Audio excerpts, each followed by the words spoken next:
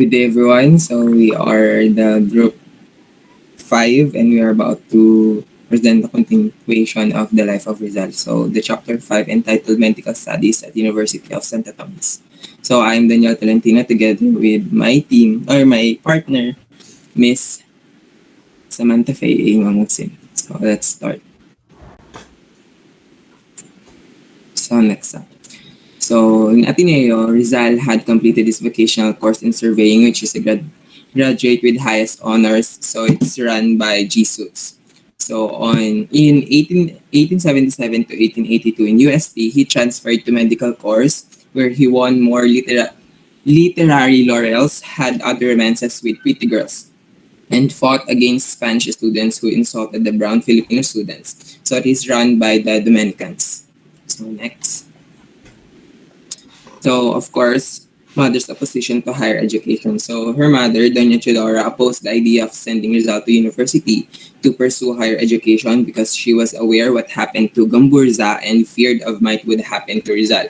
So, basically, as we notice na si Doña Chidora, which his mother ay oppose siya or hindi siya sang-ayon sa pagpunta ni Rizal sa university kasi nga natatakot siya na baka yung mangyari kay Gamburza ay mangyari sa kanya.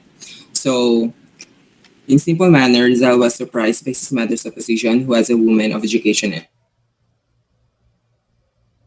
Don Francisco, his father, told pa siya na to accompany Rizal to Manila. So, sinamahan siya ng tatay niya na magpunta sa Manila.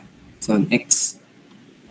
So, Rizal enters the university. So, on April 1877, Rizal enrolled at UST, taking course on philosophy and letters. So, his reasons, number one, his father liked it, and two, he was still uncertain as to what career to pursue. So basically, gusto lang ng tatay niya yung kinuha niya na course, which is philosophy and letters. And number two, hindi pa siya sigurado or uncertain pa siya sa career na ipapursue niya. So, Father Pablo Ramon, which is the rector of the Ateneo. So basically, rector is siya yung pinakamataas or parang president dun sa may Ateneo. So, he is Father Ramon, Pablo Ramon. So, next. So, in 1877 to 1878, Rizal studied cosmology, metaphysics, theodicy, and history of philosophy during his first year term. In 1877 to 1879, Rizal took up medical course upon the advice of Ateneo's rector to study medicine. So, ito ay in-advise sa kanya ni Father Pablo Ramon.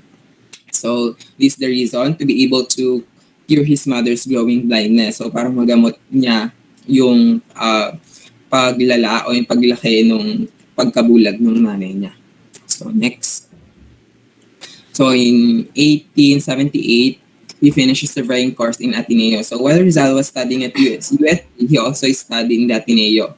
He took the vocational course leading to the title of Perito Agrimensor, so which is expert surveyor. So he excelled in all subjects in the surveying course, obtaining gold medals in agriculture and topography. So his vocational courses: 1, agriculture; 2, commerce; 3, mechanics; and 4, surveying.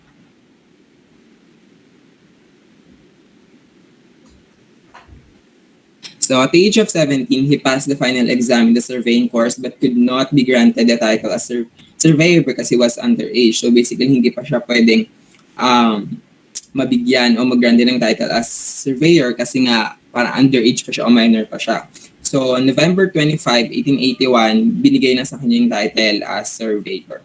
So his extracurricular activities: 1, president of Academy of Spanish Literature; 2, secretary siya sa Academy of Natural Sciences; and 3, secretary siya sa Marian Congregation.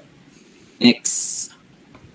So, of course, ito nga sinasabi ni Sir na sa mga author, parang napakabida ni Rizal. While, of course, he also a typical guy na syempre tao din naman siya mag-in love. So, throughout his journey on his education, so of course, meron din siyang romances with other girls. So, first is Segunda Katigbak or Miss L. So, fair with seductive and attractive eyes.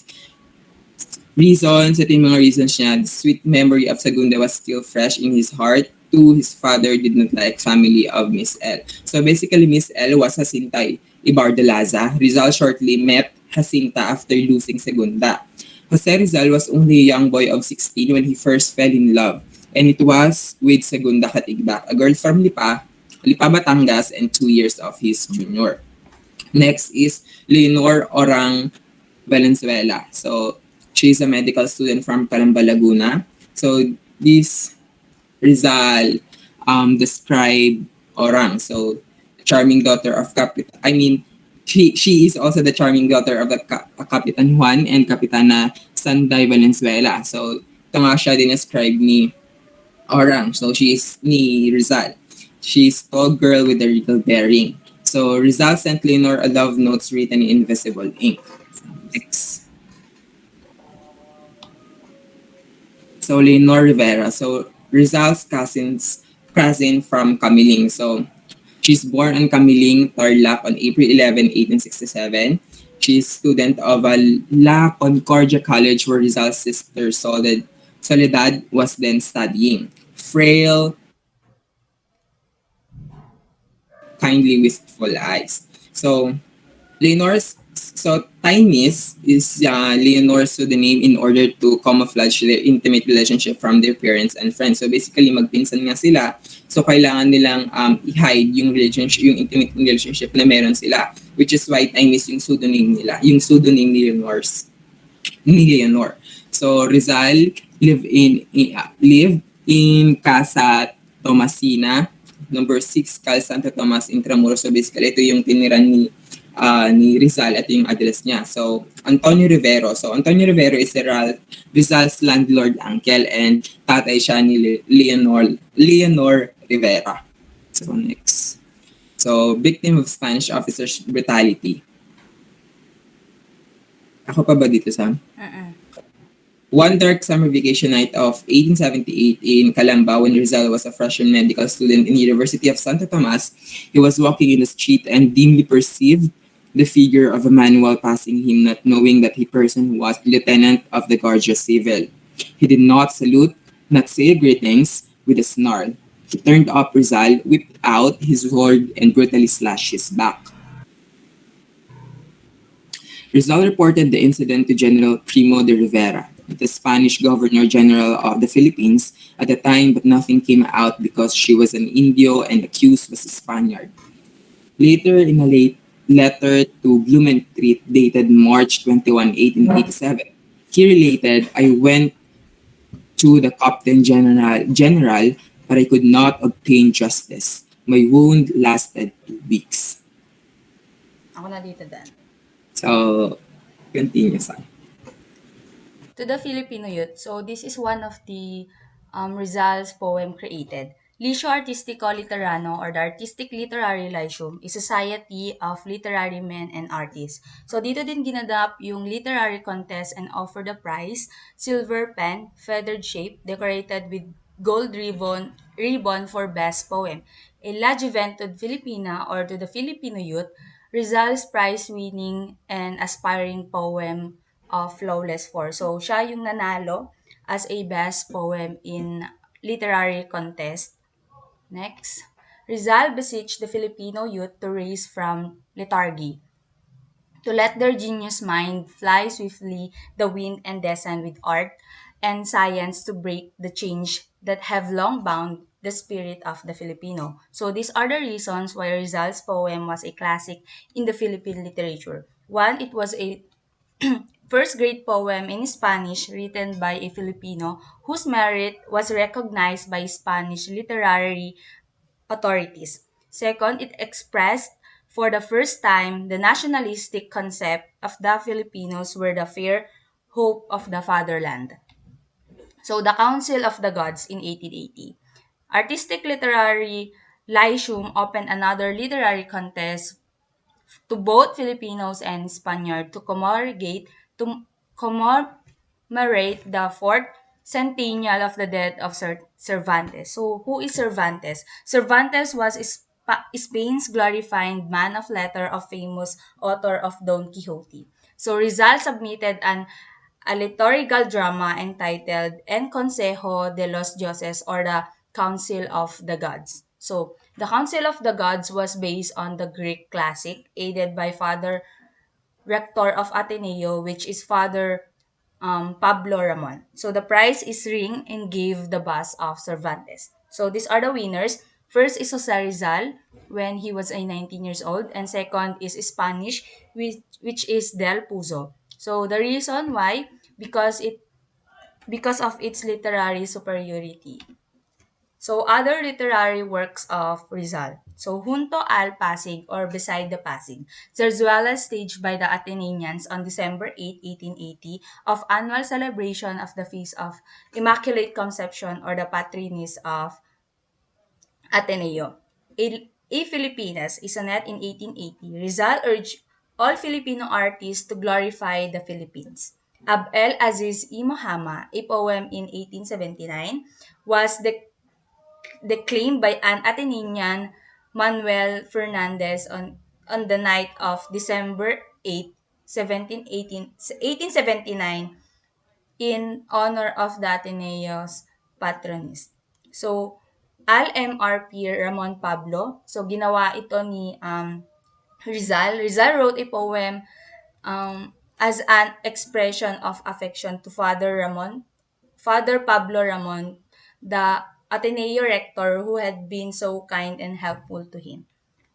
So, this is now the Rizal visited to Pakistan, Pagsanhan. In summer of May 1881, Rizal went to a pilgrimage to the town of Pakil, famous shrine of Birhen Maria de los Dolores. He was accompanied by his sister Saturnina, Maria, and Trinidad and their female friends. So they took a caso or a flat-bottom sailing vessel from Calamba to Pakil, Laguna, and stayed at the home of Mr. and Mrs. Manuel Regalado, whose son of Nicolas was kaibigan ni Rizal in Manila.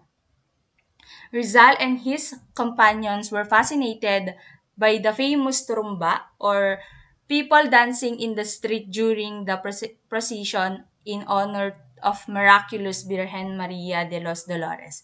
Rizal was infatuated by the pretty girls colegiala Vicenta Ibardolaza, who skillfully played the sharp at Regalado home. So these are the reason why Rizal and his company made a side trip to the neighborhood town of Pagsanhan. So first was the native town of Leonor Valenzuela, and next to see the world famed Pagsanhan Falls. So the champion of the Filipino student. Rizal was the champion of the Filipino student in their fights against the arrogant Spanish student. In 1880, Rizal founded a secret society of Filipino students in the University of Santo Tomas called Compañerismo or the Comradeship, whose members were called champions of Jehu, after a valiant Hebrew general who fought the Armenians. Galicalano Apicable, Rizal's cousin from Batangas, was the secretary.